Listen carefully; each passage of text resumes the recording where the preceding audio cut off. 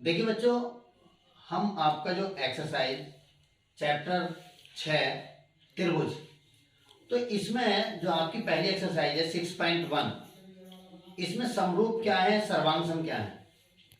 तो समरूप किसे कहते हैं, यानी जिसका रूप समान हो। जैसे मनुष्य मुझसे एक है, ठीक है, और कोई पशु है जैसे भैंस है, वो हमारी एक समरूप जाति में आती है।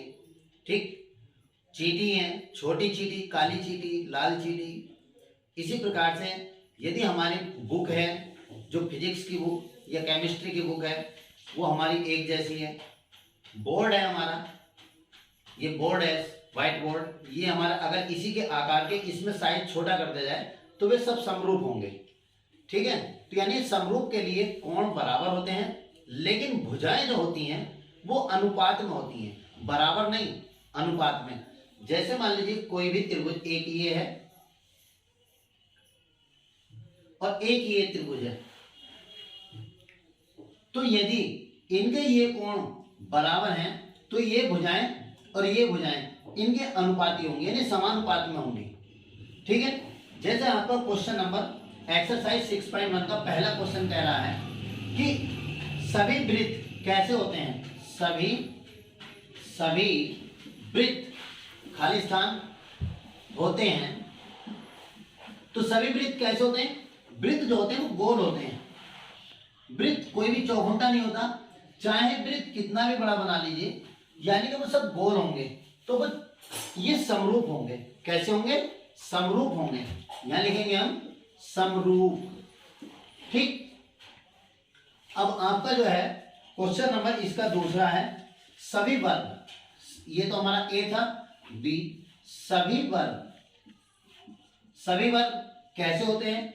अरे वर्ग जो होते हैं, मैंने आपसे बताया जो भी वर्ग है वो सेम हमारा बराबर होगा, सेम समरूप होंगे। यानी कि ये छोटा वर्ग है, ये बड़ा वर्ग है, तो यानी कि ये कैसे होंगे, समरूप होंगे। कैसे होंगे, ये समरूप होते हैं।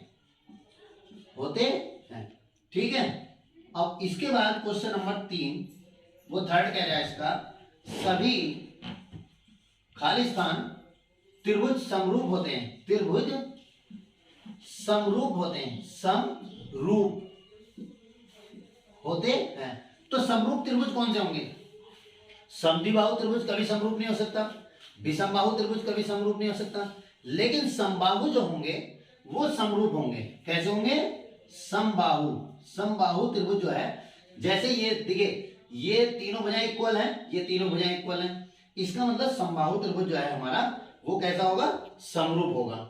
इसका जो चौथा पार्ट है वो कह रहा है भुजाओं की समान संख्या वाले दो बहुभुज समरूप होते हैं। कब, यदि उनके संगत कोण बराबर हो। मैंने अभी आपको बताया यदि उनके संगत कोण बराबर हो। कैसे कोण होने चाहिए, संगत कोण बराबर या समान। ठीक है, संगत कोण बराबर होते हैं।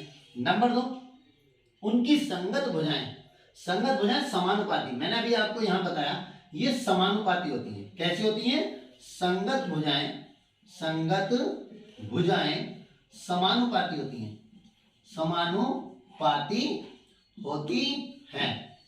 ठीक है, अब क्वेश्चन नंबर वो कह रहा है, इसका दूसरा क्वेश्चन कह रहा है कि समरूप आकृति और ऐसी आकृति जो समरूप नहीं है, उनके आप उदाहरण दीजिए। तो समरूप आकृति मैंने अभी आपको बताया, व्हाइट बोर्ड है ये हमारे पास, और यदि पेन है, कोई पेन छोटा है, बड़ा है, उसके आकार का, पुस्तक है, केमिस्ट्री की बुक बड़ी है, फिजिक्स की बुक छोटी है, लेकिन बुक का साइज समरूप होंगी, वो एक रूप की होंगी, अलग अलग नहीं हो सकती। ठीक है, तो अब क्वेश्चन नंबर 3 है।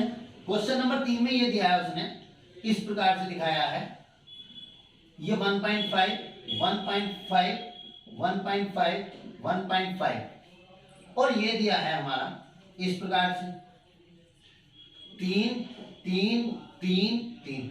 तो देखिए, अगर हम इसे 2 से गुणा करते हैं, तो 15 दूनी 30, यानी कि 3.0, और ये भी 3.0, ये भी 3.0, ये भी 3.0, तो ये 3, 3 है। लेकिन देखिए इसमें हर एक एंगल 90 डिग्री का कोण है, ये 90 डिग्री का कोण है, लेकिन ये हमारा 90 डिग्री का कोण है, इसमें कोई सा भी नहीं है, इसलिए ये समरूप नहीं है। तो देखिए आज मैंने काफी दिन के बाद पहली वीडियो आपके पास डाली है। यदि आपको अच्छी समझ में आई हो तो आप इसे दिल से लाइक कीजिए, शेयर कीजिए और बेल आइकन जरूर दबाएं। आऊंगा, तब तक के लिए जय हिंद।